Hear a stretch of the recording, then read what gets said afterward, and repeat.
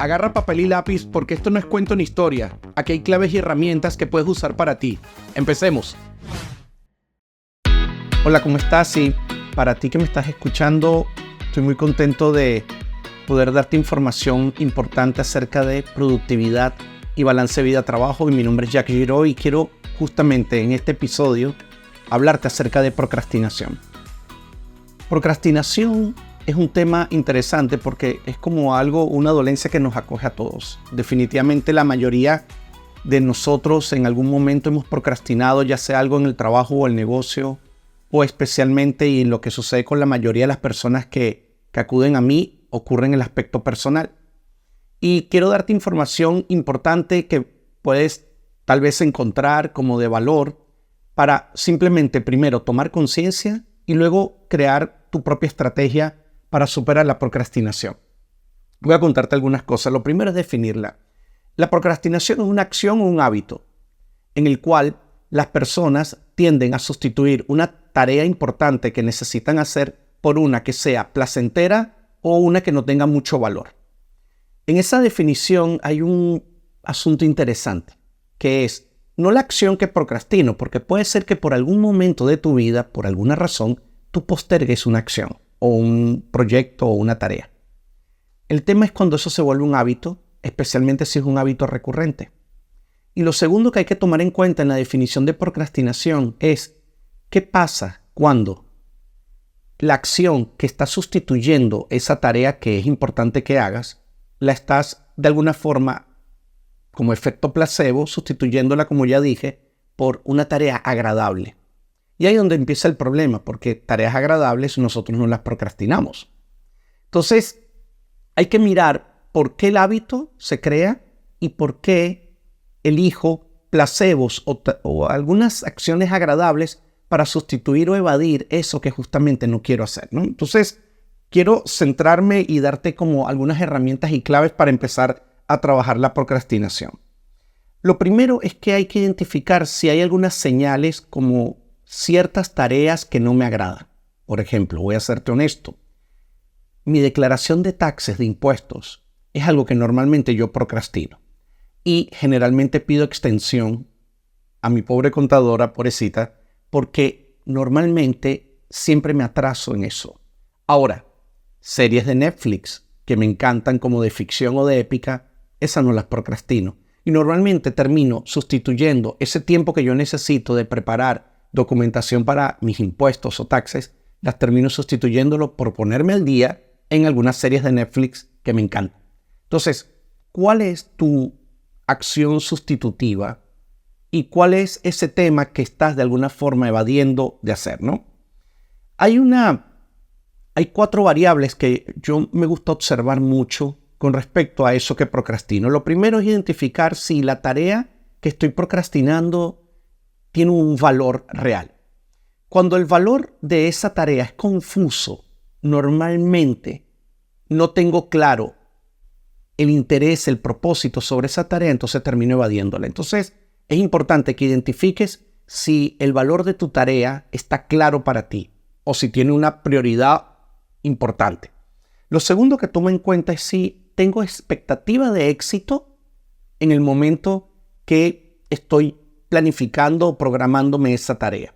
Si mi expectativa de éxito es muy lejana, entonces normalmente me pierdo como interés o como que se diluye un poco mi energía y termino evadiendo o procrastinando la tarea. Entonces ya van 2.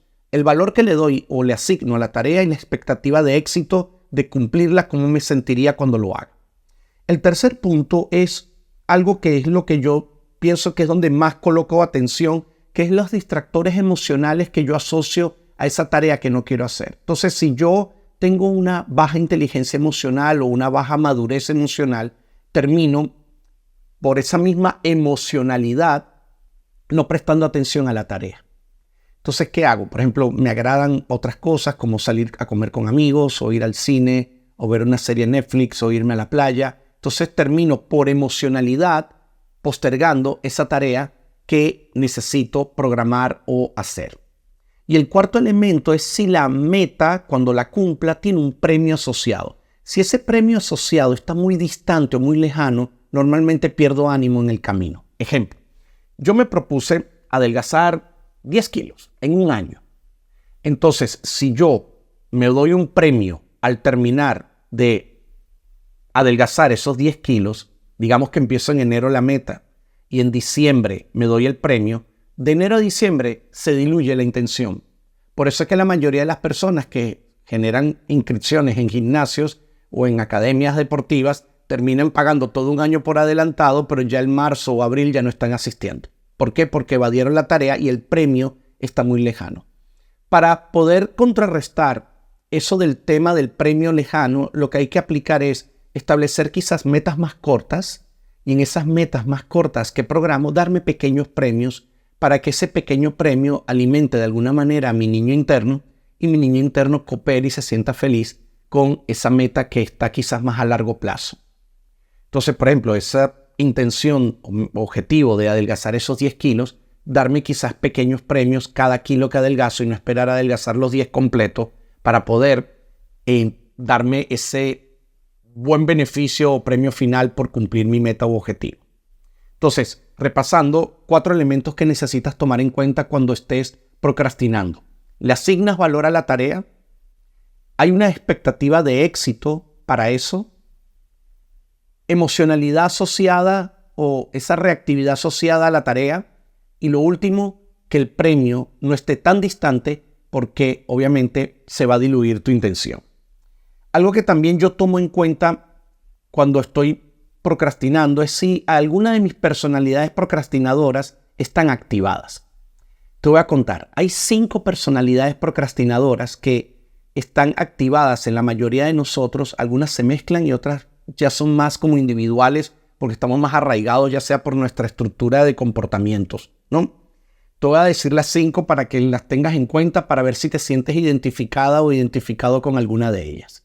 La primera es el perfeccionista. ¿Por qué empiezo por esta? Porque esa es la que yo más estoy atrapado. El perfeccionista está tan enfocado en el detalle que posterga terminar una tarea y siempre la alarga porque hay algo que mejorar o hay algo que corregir o hay algo que no puede delegar y lo necesita hacer por sí mismo ella o él porque no puede nadie hacerlo mejor que ella o él. Entonces, si la personalidad procrastinadora perfeccionista está activada en ti, tal vez necesitarías o entrenar a alguien con mucho detalle o colocarte objetivos claros de fechas para que el perfeccionismo no te maneje en esa situación de alargar y alargar y alargar la entrega de algún proyecto o resultado. ¿Cómo me pasa eso a mí? Les cuento. Por ejemplo, estoy revisando un documento o un informe o un dashboard de métricas o ¿qué termino haciendo? Corrigiendo tamaños de letra, márgenes, colores y esas cosas y alargo y alargo y alargo la tarea y es solamente por mirar errores o pequeños detalles que ni siquiera a quien voy a entregarlo o mis clientes terminan revisándolo. Entonces, perfeccionismo es un comportamiento que ocupa una personalidad procrastinadora. La segunda personalidad procrastinadora es el evasivo. El evasivo es simplemente el que no quiere hacer ciertas tareas, que no le gusta. Como les mencioné de mi declaración de impuestos antes. ¿Qué pasa?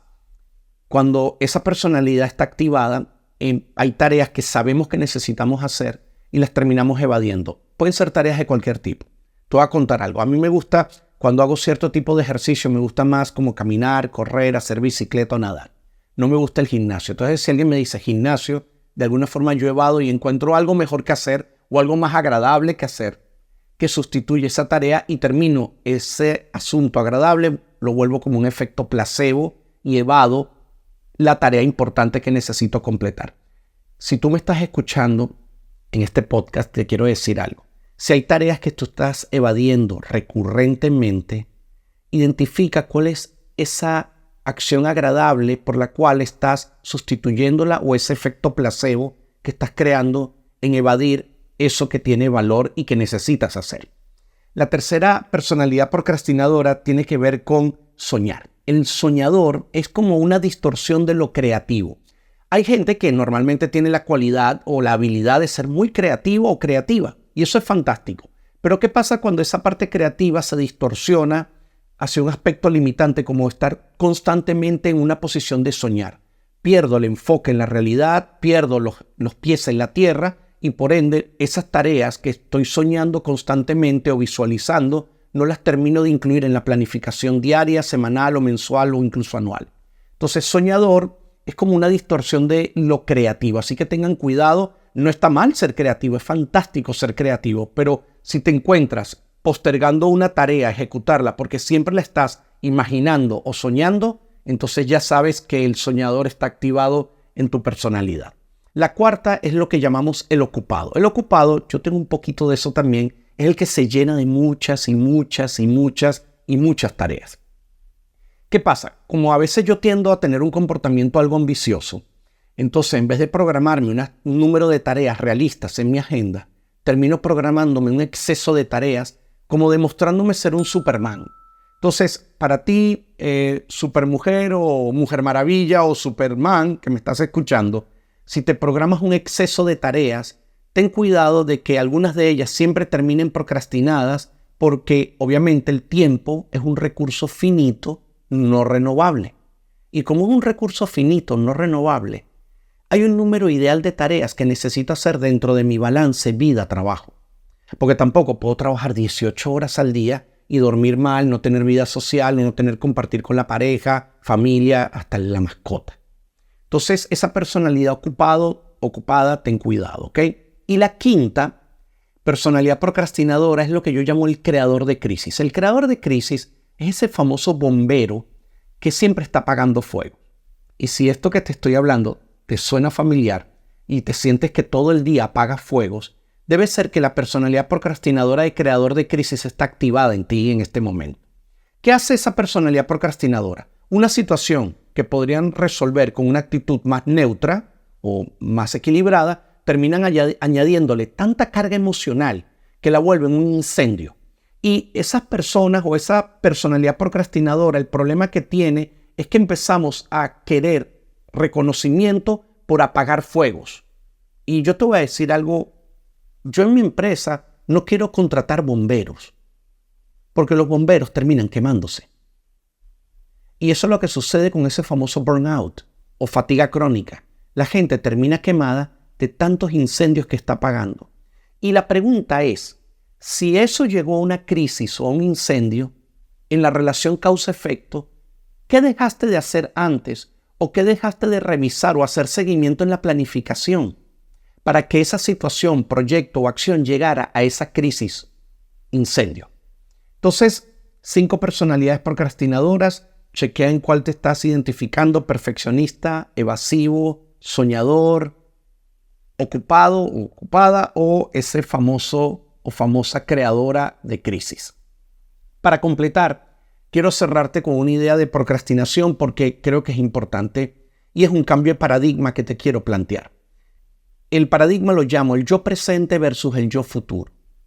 El yo presente, que es el que me está escuchando en este momento, sabe lo que tiene que hacer. El yo futuro, ese que tú dices, bueno, mañana haré esto, ese yo futuro no existe. Porque en realidad no existe. Porque la probabilidad dice que de aquí a mañana pueden suceder tantas cosas que evitarían que yo complete esa tarea que estoy postergando. Y muchas veces nosotros colocamos mucha ilusión en que el yo futuro va a cumplir. Pero no tenemos control sobre el yo futuro. El único control parcial que tenemos, o voy a cambiarlo, voy a usar la palabra gestión parcial que tenemos, es del yo presente. Entonces, deja de acumular tareas para que tu yo futuro lo haga, porque ese yo futuro es una ilusión de tu ego. Eso no existe. Solo existe el yo presente. Entonces, vamos a completar. Y quiero hacer como una reflexión. ¿Qué cambiaría en tu vida si tú empiezas a eliminar la procrastinación y empiezas a activar todas esas tareas que estás dejando de hacer? Quiero dejarte con esa reflexión y cuál sería el impacto en tu vida si tú empiezas a dejar de procrastinar y empiezas a activar todo eso que está incubado, que está abandonado y que normalmente tiene que ver con tu vida personal. Los veo en un próximo episodio, cuídense mucho y estoy a la orden para que me contactes y podemos hablar lo que necesites. Feliz día. 4 horas ¿haciendo qué? Bueno, obviamente WhatsApp, Instagram, mirando videos de YouTube o quizás mirando una película o fotos o una página de noticias, etc. Pero todo este tiempo en que estoy accesando, yo estoy llenando de alguna manera mi cabeza de información. Elige tú la distracción. No permitas que ella elija por ti. ¿Cómo yo podría esa teoría de colocar límites, implementarla o aplicarla en algo que sea real y que yo pueda decir que no al volumen de información al cual estamos todo el tiempo bombardeados?